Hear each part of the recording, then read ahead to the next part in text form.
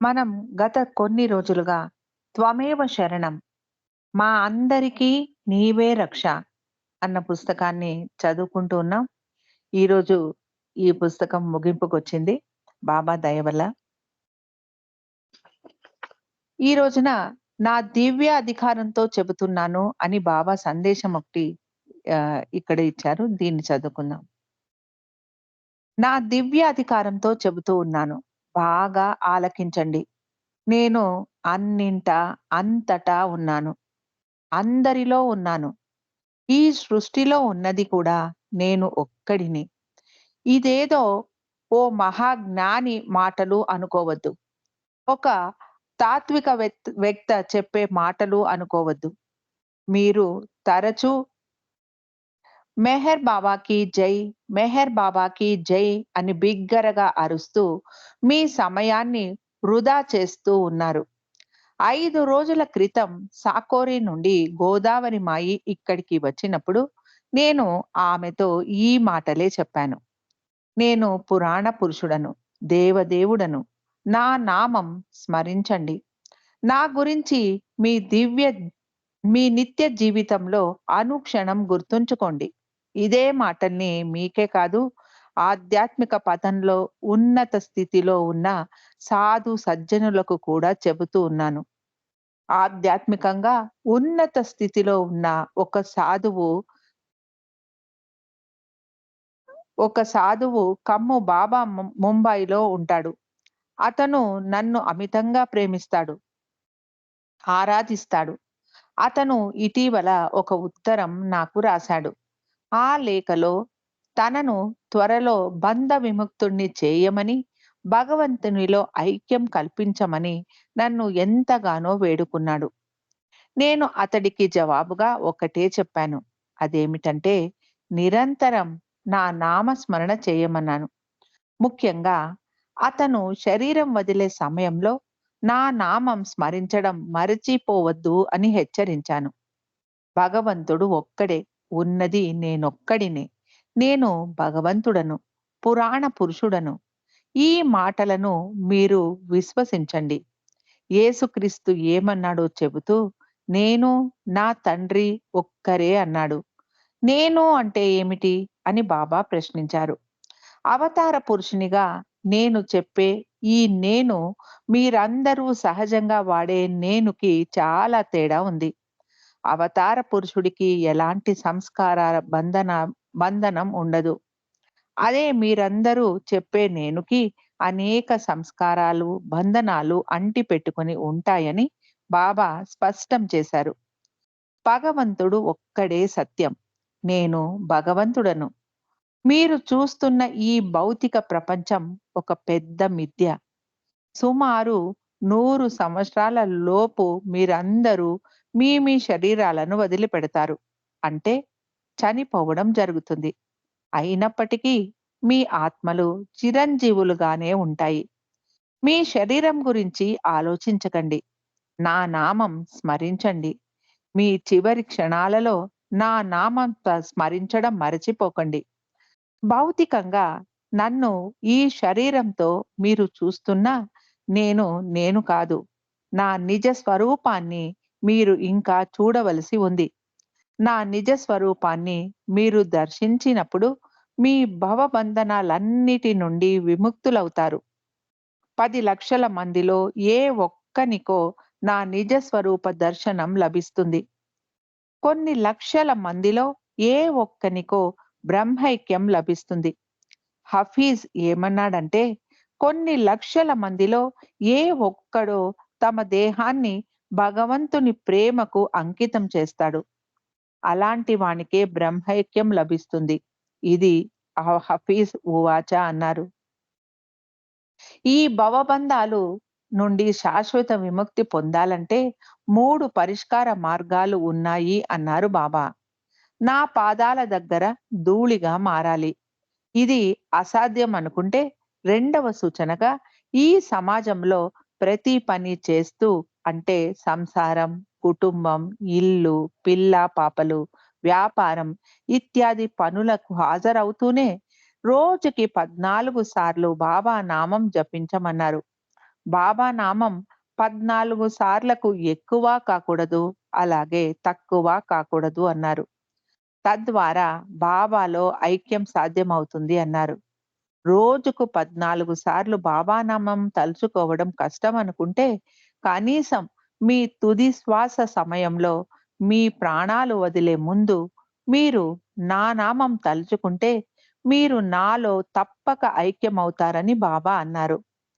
ఇదేమి చిన్న విషయం కాదు.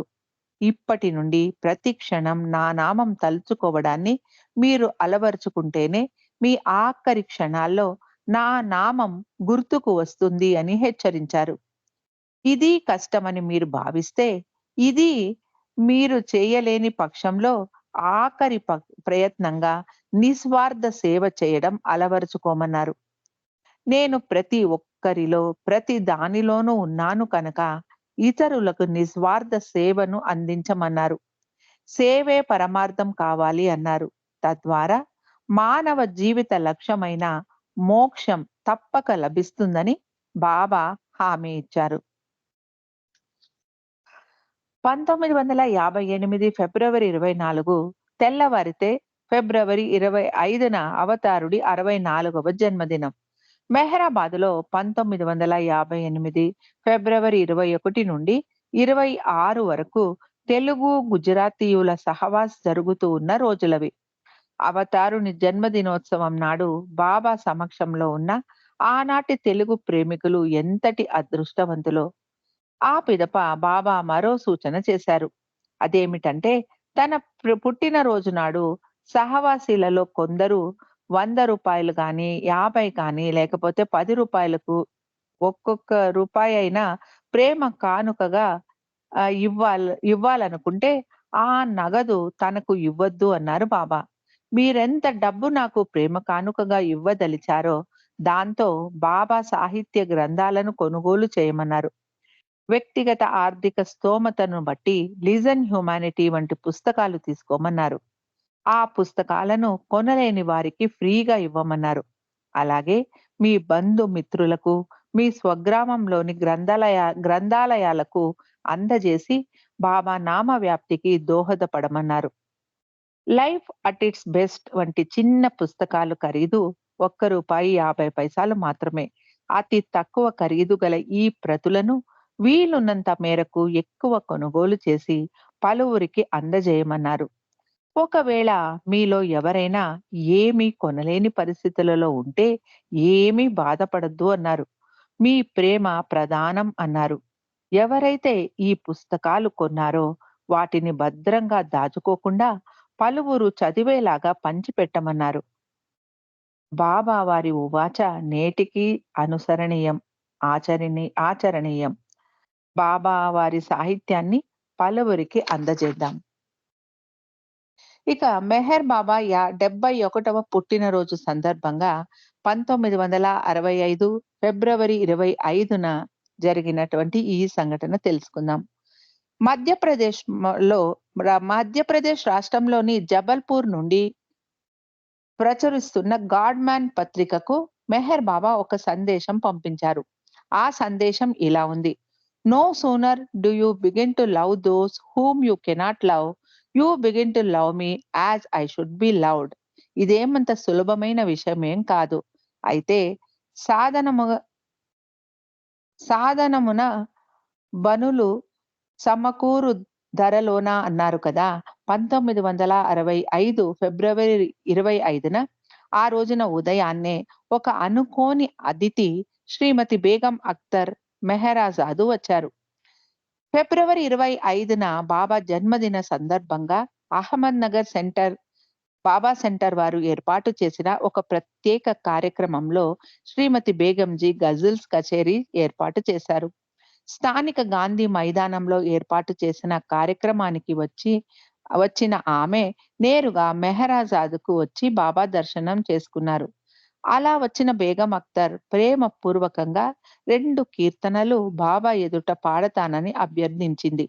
ఆమె ఎంతో దూరం నుండి ప్రయాణం చేసి బాగా అలసి ఉన్నా ఎంతో చక్కగా బాబా ఎదుట గానం చేసింది. అహ్మద్‌నగర్‌లోని ఒక కవి పండితుడు అఫ్సర్ సెమానీ బాబా కోసం కొత్తగా ఒక గజల్ రాశాడు.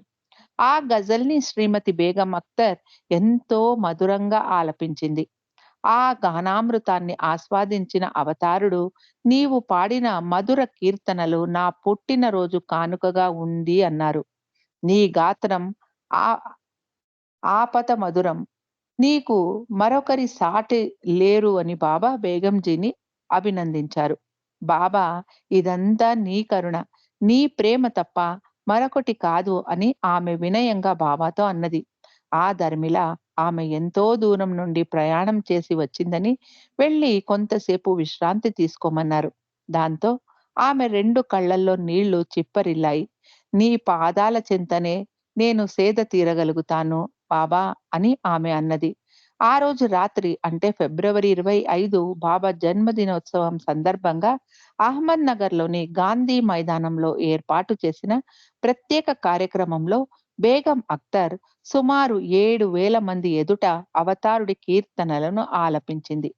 హమీర్పూర్ బాబా ప్రేమికుడు పుకార్జీ అవతారుని సందేశాలపై విశేష ప్రసంగం చేశారు. ఈ కార్యక్రమానికి మెహరాజాద్ నుండి ఖుర్షద్, నవాజ్ నారిమన్, ఆది జూనియర్, మేర్వాన్ జసావాలా తదితరులు హాజరయ్యారు. ఇక Baba birthday gift justice Mohammed Hidayatullah ఇదేంటో తెలుసుకుందాం. భారతదేశంలోని అత్యున్నత న్యాయస్థానం సుప్రీం కోర్టు ప్రధాన న్యాయమూర్తిగా పనిచేసిన జస్టిస్ ఎం. హిదాయతుల్లాకు సంబంధించిన ఒక యథార్థ సంఘటన ఇది. నమ్మలేని నిజం. ఈ విషయాలను జస్టిస్ ఎం. హిదాయతుల్లా స్వయంగా తన జీవిత చరిత్ర 'మై ఓన్ బోస్వెల్' అనే గ్రంథంలో ఈ విషయాలను ఆయన రాసుకున్నారు. మెహర్ బాబాతో ఆయనకు గల పరిచయం గురించి ఈ విషయాలు చదివిన వారికి క్లుప్తంగా తెలుస్తుంది. బోస్వెల్ అంటే తెలుగులో జీవిత చరిత్ర అని సమానార్థంగా చెప్పుకోవచ్చు. మై ఓన్ బోస్వెల్ గ్రంథంలో పేజీ నంబర్ 217లో జస్టిస్ హిదాయతుల్లా మెహర్ బాబాతో తన పరిచయం గురించి ప్రస్తావించారు. ఈ ఒరిజినల్ పత్రికలోని అంశాలను యథాతథంగా ఆ శీర్షికలోనే ప్రచురిస్తూ ఉన్నాం. జస్టిస్ హిదాయతుల్లా మై ఓన్ బోస్వెల్ రచనలో మెహర్ బాబాతో తన పరిచయం గురించి ప్రస్తావన ఇలా ఉంది. ఇకపై ఆయన మాటల్లోనే విందాం. మెహర్ బాబా మౌనావతారుడు. 1967 కంటే ముందు కొన్ని నెలల ముందుగా స్థానిక ఢిల్లీ మెహర్ బాబా సెంటర్ వారు మెహర్ బాబా జన్మదినోత్సవ వేడుకల సందర్భంగా ఏర్పాటు చేసిన ఒక సభలో ప్రసంగించే అవకాశాన్ని నాకు ఇచ్చారు. నాతో పాటు పలువురు బాబా ప్రేమికులు కూడా మెహర్ బాబా వేడుకలపై ప్రసంగించారు. ఆనాటి సభలో ప్రసంగించిన వక్తల ఉపన్యాసాలు, ఇతర కార్యక్రమాల వివరాలు అన్నిటినీ స్థానిక బాబా ప్రేమికులు టేప్ చేసి మెహర్ బాబాకు తగిన సమాచార నిమిత్తం మెహరాజాద్‌కు పంపారు. ఆ టేపుల్లో బాబా గురించి నేను చేసిన ఉపన్యాసం విషయాలు కూడా ఉన్నాయి. మెహర్ బాబా నా ప్రసంగం విని ఢిల్లీలోని తన ప్రేమికుడు పార్లమెంటు సభ్యుడైన సర్దార్ అమర్ సింగ్ సైగల్ ద్వారా ఒక సందేశం నా కోసం ప్రత్యేకంగా పంపారు. ఆ సందేశం ఎలా ఉందంటే చాలా క్లుప్తంగా ఉంది. It was a cryptic sentence. అదేంటంటే, ఆ తదుపరి సంవత్సరం వచ్చే బాబా జన్మదినోత్సవాన్ని గుర్తుంచుకోమని బాబా తన సందేశంలో చాలా క్లుప్తంగా పేర్కొన్నారు. Remember me on my next birthday. ఆ తదుపరి సంవత్సరం అంటే 1968 ఫిబ్రవరిలో వచ్చే బాబా వారి పుట్టినరోజుకు నన్ను గుర్తుంచుకోమన్నారు. బాబా వారు ఇచ్చిన ఈ సందేశాన్ని సర్దార్‌జీ నాకు అందించాడు. అయితే అప్పట్లో మాకు ఆ సందేశం విశేషత గురించి ఏమీ అంతు పట్టలేదు. అర్థం కూడా కాలేదు. 1968 ఫిబ్రవరి 25 అవతార్ మెహర్ బాబా జన్మదినోత్సవం మాత్రమే కాదు. 1968 ఫిబ్రవరి 25న నేను భారతదేశ అత్యున్నత న్యాయస్థానం సుప్రీం కోర్టు చీఫ్ జస్టిస్‌గా ప్రమాణం చేసిన రోజయింది. జస్టిస్ హిదాయతుల్లా ఇంకా ఇలా అన్నారు. నాకు న్యాయమూర్తుల సీనియారిటీలో ప్రధాన న్యాయమూర్తిని కాగల అవకాశాలు చాలా తక్కువగా ఉన్నాయి. నాటి సుప్రీంకోర్టు న్యాయమూర్తుల సీనియారిటీలో నా పేరు చివరలో ఉంది. నాకు ప్రమోషన్ వచ్చే అవకాశం ఏమాత్రం లేదు. జస్టిస్ వాంచూస్ చీఫ్ జస్టిస్‌గా రిటైర్ అవుతూ ఉన్నారు. ఆయన స్థానంలో నా పేరు సిఫారసు చేశారు. ఆ మాదిరిగా మెహర్ బాబా నా భవిష్యత్తును ముందుగానే తెలియజేశారు. అంత క్రితం తాజుద్దీన్ బాబా నాగ్‌పూర్‌లో ఉన్నటువంటి తాజుద్దీన్ బాబా కూడా నా భవిష్యత్తు గురించి ముందుగానే ప్రకటించారు. This was the second time when the Holi man looked into my future. The first time it was Tajuddin Baba of Nagpur అని రాసుకున్నాడు తన పుస్తకంలో 'హినాయతుల్లా'. తాజుద్దీన్ బాబా నాగ్‌పూర్ గురించి తన అనుభవాలను ప్రస్తావిస్తూ జస్టిస్ హినాయతుల్లా ఇదే గ్రంథంలోని ముందు పేజీలో ఇలా అన్నాడు. "నా చిన్నతనంలో మా ఇంటి ప్రాంగణంలోనే నా స్నేహితులతో కలిసి ఆడుకుంటున్నాను. ఏదో పెద్ద జెండాలతో, పాటలు, నృత్యాలతో ఊరేగింపుగా మా ఇంటి వైపు రావడం చూసి నేను మా ఇంట్లోకి పారిపోయి మా అమ్మ చాటున దాక్కున్నాను. ఆ ఊరేగింపులో నుంచి ఒక ముఖ్యమైన వ్యక్తి మా ఇంటికి వచ్చి ఆరు బయట కూర్చున్న మా నాన్నగారితో ఏదో మాట్లాడాడు. ఆ వచ్చిన పెద్ద మనిషి నా గురించి వాకబు చేశాడు. దాంతో నా కోసం మా నాన్నగారు ఇంట్లోకి వినిపించేలాగా నన్ను బయటికి రమ్మనమని పిలిచారు. నేను బయటికి రావడానికి ఇష్టపడకుంటే మా అన్నయ్యలు ఇద్దరూ చెరొకరు నా చేతులు పట్టుకుని బయటికి బలవంతంగా తీసుకొచ్చారు. నన్ను చూడగానే ఆ వచ్చిన పెద్దాయన తన జేబులు తడుముకుంటూ తనతో తీసుకొచ్చిన సగం కాల్చి ఆర్పివేసిన బీడీ ముక్కను నా కా ఒక కాగితంలో చుట్టి ఉన్నదాన్ని నాకు ఇచ్చాడు. ఈ బీడీ ముక్కను నాగ్‌పూర్‌లో ఉంటూ ఉన్న తాజుద్దీన్ బాబా నా కోసం ప్రత్యేకంగా పంపించారు అని చెప్పాడు. This will be thy pen and with this pen thou shall tried an elephant. సద్గురువు తాజుద్దీన్ దీవించి పంపించారని చెప్పి వారు వెళ్ళిపోయారు. ఆ బీడీ ముక్కను మా అమ్మ భద్రంగా దాచిపెట్టింది. ఆ దరిమిలా నా దగ్గర నేటికి పదిలంగా ఉంచుకున్నాను అని జస్టిస్ ఇనాయతుల్లా పేర్కొన్నారు. చీఫ్ జస్టిస్ ఆఫ్ ఇండియాగా వ్యవహరించిన తొలి మహమ్మదీయుడు జస్టిస్ మహమ్మద్ హినాయతుల్లా. ఈయన ఉప రాష్ట్రపతిగా 1979 నుండి 1984 పూర్తి కాలము పనిచేశాడు. 1969లో చీఫ్ జస్టిస్ హోదాలో కొనసాగుతూ భారత తాత్కాలిక రాష్ట్రపతిగా పనిచేశాడు. చీఫ్ జస్టిస్ ఆఫ్ ఇండియాగా 1968 ఫిబ్రవరి 25 నుండి 1970 డిసెంబర్ 16 దాకా పనిచేశాడు. చీఫ్ జస్టిస్ ఆఫ్ ఇండియాగా భారత ఉప ప్రధాని, రాష్ట్రపతి పదవి వంటి 3 అత్యున్నత పదవులలో పనిచేసిన ఏకైక వ్యక్తి మహమ్మద్ ఇనాయతుల్లా.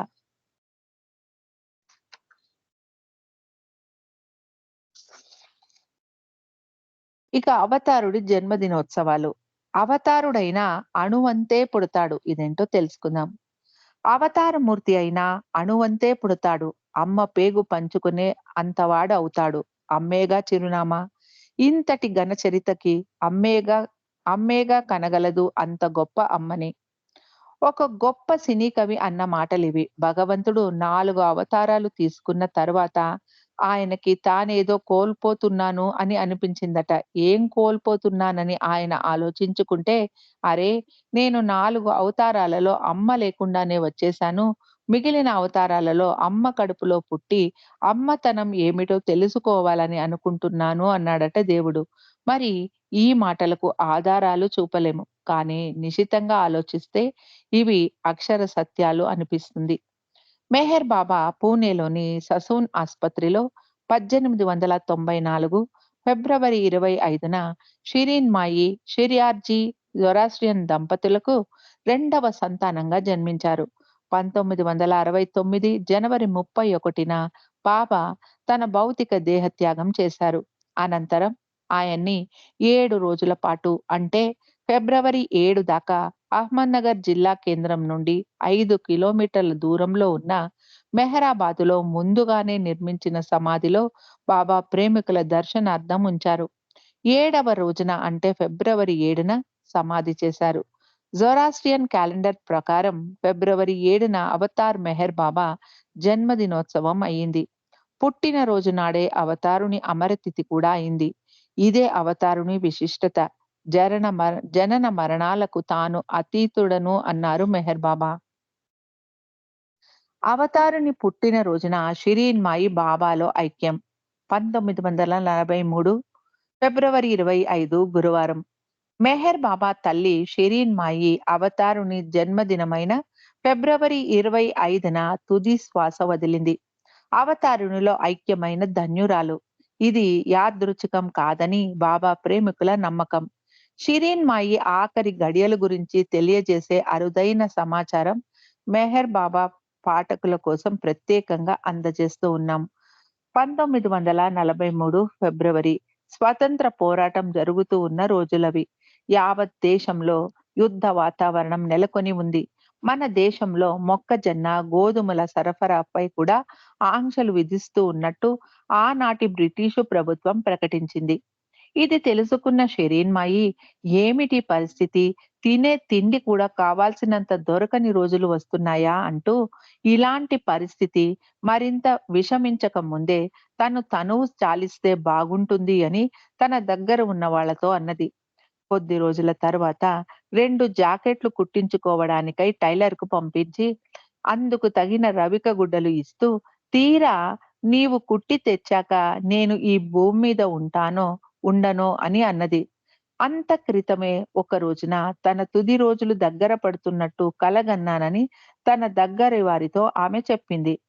ఫిబ్రవరి 21న ఆవిడ ఆరోగ్యం బాగాలేదు. బ్రెయిన్ హెమరేజ్ అయింది. స్థానిక ఆస్పత్రిలో చేర్పించారు. ఆమె పరిస్థితి విషమంగా ఉంది. డాక్టర్లు ఆమెని ఇంటికి తీసుకెళ్లటమే మంచిది అని సూచించారు. ఆ సమయంలో బాబా మహాబలేశ్వర్‌లో ఉన్నారు. బాబా సోదరులు ముగ్గురు ఆమె దగ్గరే ఉన్నారు. ఇదిలా ఉంటే అన్నీ ఎరిగిన అవతారుడు ఫిబ్రవరి 23న తన తల్లి ఆరోగ్యం బాగాలేదని చెప్పి మండలి సభ్యుడైన చాంజీని తక్షణం పూణే వెళ్ళమన్నారు. తన తల్లి తుది శ్వాస వదిలే అవకాశం కూడా ఉంది అన్నారు. పూణే, ముంబాయి, అహ్మద్‌నగర్‌లలో ఉన్న బంధువులందరికీ ఈ విషయం తెలియజేయమన్నారు. ఫిబ్రవరి 25 గురువారం నాడు ఆమెను ఆస్పత్రి నుండి ఇంటికి తీసుకొచ్చారు. ఆమె అపస్మారక స్థితిలో ఉంది. ముఖంపై చిరునవ్వు చెదిరిపోలేదు. కాగా ఆ రోజు రాత్రి 9:40 సమయంలో షిరీన్ మాయి అవతారుని అనంత ప్రేమ మహాసముద్రంలో లీనమైంది అని ప్రకటించారు. అప్పటికి ఆమె వయస్సు 65 సంవత్సరాలు. మహాబలేశ్వర్‌లో ఉన్న బాబాకు టెలిగ్రామ్ ఇచ్చారు. ఆయన వెంటనే ఎరుస్‌తో కలిసి పూణేకి బయలుదేరారు. బాబా పూణే చేరుకునేసరికి అర్ధరాత్రి అయింది. అలా వచ్చిన బాబా తన తల్లిని కడసారిగా చూడ్డానికి వారి ఇంటి లోపలికి వెళ్ళలేదు. వారింటికి దగ్గరలోనే కొద్దిసేపు నిల్చొని, ఆ పిదప రాత్రికి పూణేలోనే ఉన్న ఎరుస్ తల్లిదండ్రుల ఇల్లు బింద్రా హౌస్‌కు వెళ్లారు. ఆ మర్నాడు టవర్ ఆఫ్ సైలెన్స్‌లో సాంప్రదాయకంగా ఆమె అంత్యక్రియలు జరిగాయి. బింద్రా హౌస్‌లో ఎరుజ్ తల్లి గైమాయితో మాట్లాడుతూ, "నేను రాకముందే నా తల్లి మరణించడం మంచిదయింది" అన్నారు బాబా. "నేను గనుక ఆమె దగ్గర ఉన్నట్లయితే ఆమెను చనిపోనిచ్చేవాడిని కాను. ఆ దరిమిలా ఆమె భౌతికంగా మరిన్ని కష్టాలు అనుభవించాల్సి వచ్చేది" అన్నారు. "ఆమె తనలో ఐక్యమైంది" అన్నారు బాబా.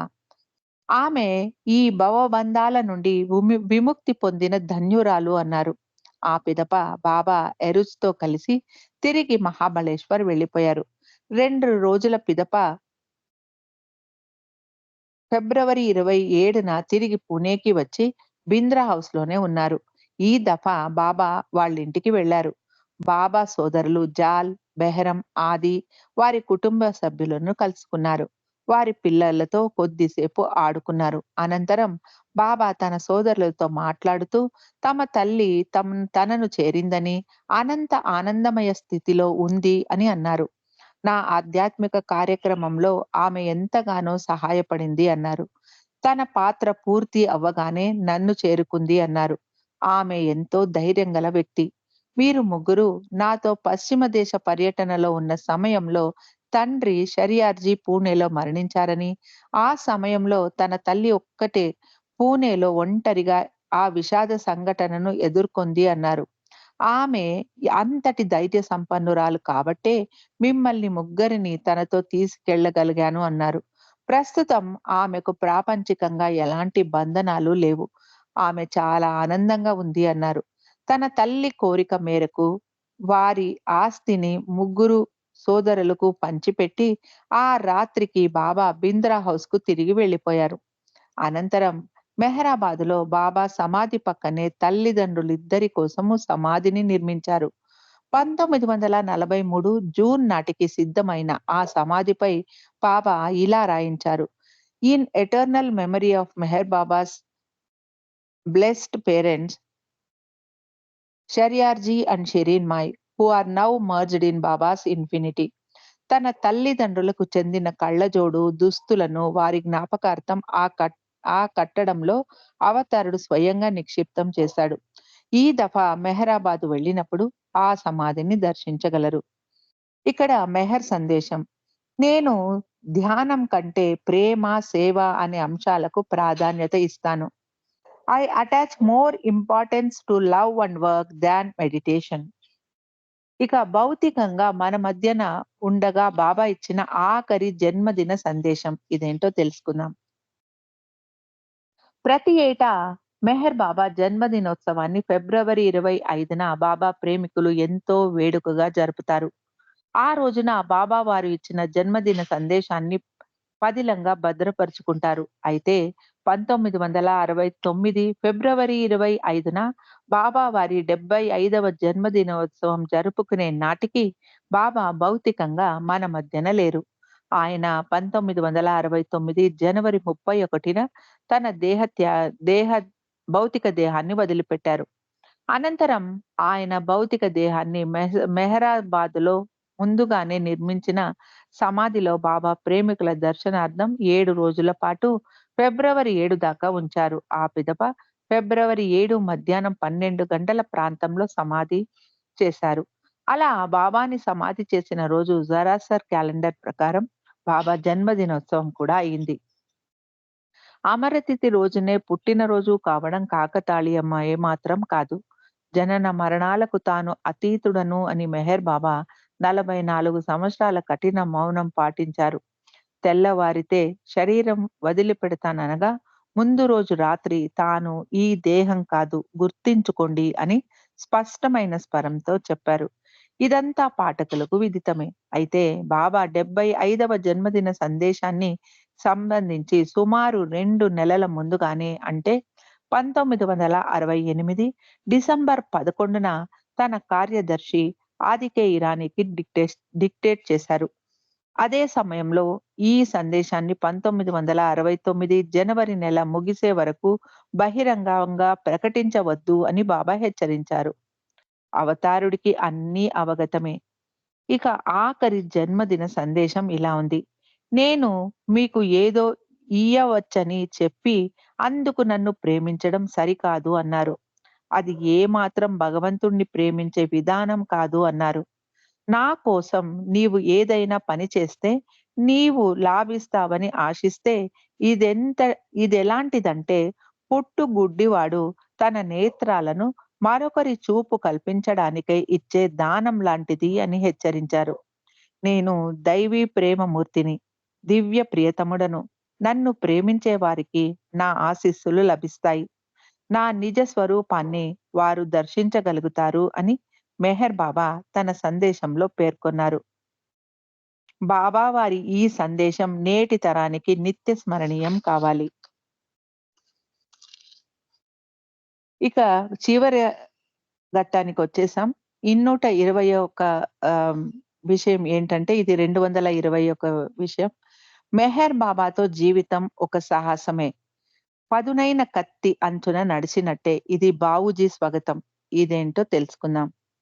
1955 జనవరి మొదటి వారంలో జరిగింది ఈ సంఘటన. ఆ సమయంలో బాబా తన మండలి సభ్యులతో కలిసి సతారాలో ఉన్నారు. ఇంతకీ విషయంలోకి వెళితే అలోబాకు సహాయకులుగా కుషాల్, కిర్వాల్ అనే ఇద్దరు నేపాలీ యువకుల్ని డెహ్రాడూన్ నుండి తీసుకొచ్చారు. ఆ రోజుల్లో అలోబా కిచెన్ ఇన్‌చార్జిగా ఉండేవాడు. ఏ కారణంగానో ఒక రోజున ఆ ఇద్దరు నేపారీ కుర్రవాళ్ళు పెందలకడనే నిద్ర లేవలేదు. పనికి ఆలస్యంగా వచ్చారు. దాంతో అలోబాకి కోపం వచ్చింది. అలోబా తన సహజ ధోరణిలో వారిపై కోపంతో విరుచుకుపడ్డాడు. ఈ విషయం బాబా వారికి కూడా తెలిసింది. ఆ కుర్రాళ్లతో అంత కఠినంగా వ్యవహరించవద్దని బాబా సున్నితంగానే హెచ్చరించారు అలో అలోబాని. అంతటితో ఈ సమస్య సమసిపోలేదు.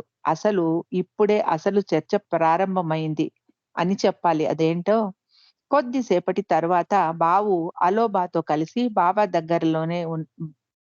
దగ్గరలోనే ఉన్న బంగళాకు బయలుదేరారు. సర్వజ్ఞుడైన అవతారుడు అలా నడుస్తూ "ఏమి ఆలోచిస్తున్నావు?" అని అడిగారు బావుని. బావు కూడా ఎలాంటి దాపరికము లేకుండా ఉన్నది ఉన్నట్టు "ఉదయం అలోబా ఆ నేపాలీ కుర్రాళ్లను కోపంగా తిట్టడమే గుర్తుకొస్తోంది" అని చెప్పాడు. ఈ మాటలు వింటూనే బావుని గట్టిగా మందలించారు బాబా. "నీవు తక్షణం మరో ఆశ్రమానికి వెళ్ళడం మంచిది" అన్నారు. భారతదేశంలో అనేక ఆశ్రమాలు ఉన్నాయి. ఇక్కడ ఆశ్రమాలకు కొదవేమీ లేదు. ఏదో ఒక ఆశ్రమానికి నీవు వెళితే అక్కడ నీవనుకున్న ధర్మబద్ధమైన జీవితం గడపగలుగుతావు అని కోపంగా హెచ్చరించారు బాబా. బావు ఆశ్చర్యపోయాడు. నోట మాట పెగరలేదు అతడికి. ఇదే విషయమై బాబా ఇంకా ఇలా అన్నారు. నాతో ఉండేవారెవరూ నైతికంగా భావించే జీవితాన్ని జీవించలేరు. మేమిక్కడ నైతిక విలువలు వెళ్ళవేయం సరికదా! ఆధ్యాత్మికతకు అధిక ప్రాధాన్యత ఇస్తాం అన్నారు బాబా. ఆధ్యాత్మిక జీవితం ఏ సూత్రాలకు కట్టుబడి ఉండదు. ఒక్కొక్కరి సంస్కారాలు ఒక్కొక్క విధంగా ఉంటాయి. దానికి అనుగుణంగానే ప్రతి ఒక్కరి ప్రవర్తన, వారి స్వభావాలు వేరు వేరుగా ఉంటాయి. ధర్మబద్ధమైన జీవితంలో చెడు అణిచివేయబడి బయటకు మంచి కనబడుతూ ఉంటుంది. కానీ చెడు పూర్తిగా నిర్మూలనం కాదు.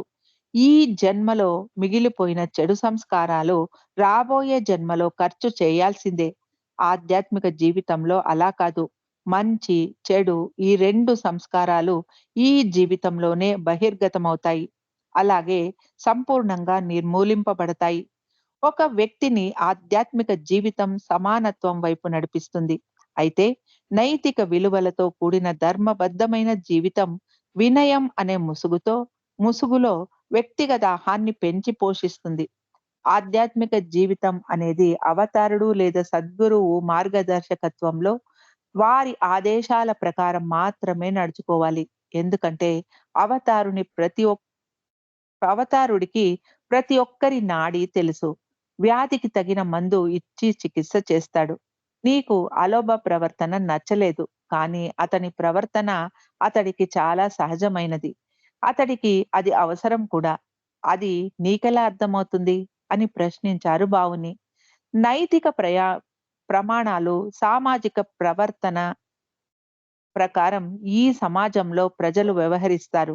అయితే అవతారుడు లేదా సద్గురువు ఎప్పుడు ఆయా వ్యక్తుల్లోని సంస్కారాలను గమనిస్తారు.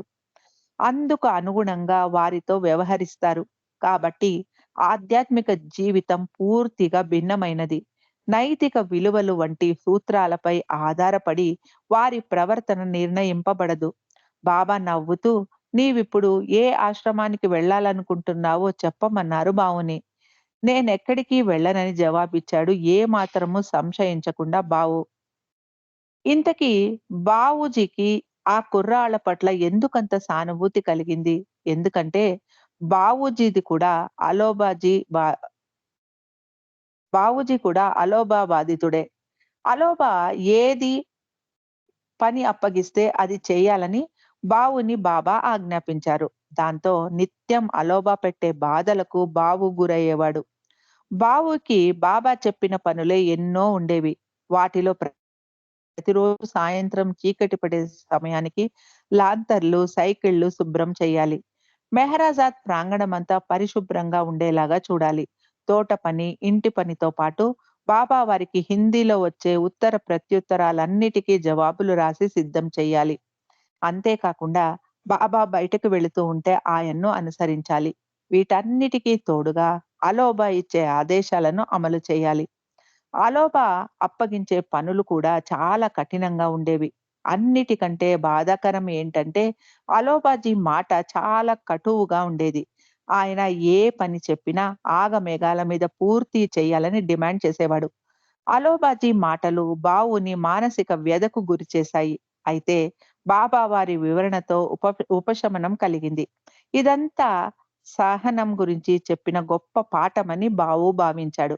ఆ మాదిరి తగవులు అవతారుడే స్వయంగా సృష్టించడం, మాలో మాకు సఖ్యత ఏర్పడడం కోసమేనని బావు అన్నారు. మెహర్ బాబాతో జీవితం గడపటం అంటే అది ఒక సాహసమే.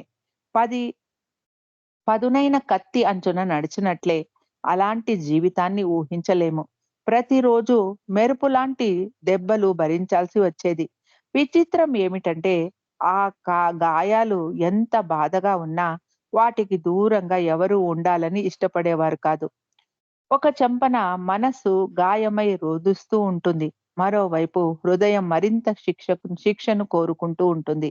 ఆ విధంగా అహంకార నిర్మూలనతో మనస్సు శక్తిహీనమై మొద్దుబారిపోతుంది. హృదయం గట్టిగా మారుతుంది. భగవంతుని సన్నిధిలో ఆధ్యాత్మిక జీవితం గడపడం అంటే ఇదిగో ఇలాగే ఉంటుందని బావూజీ తన స్వగతం ముగించారు.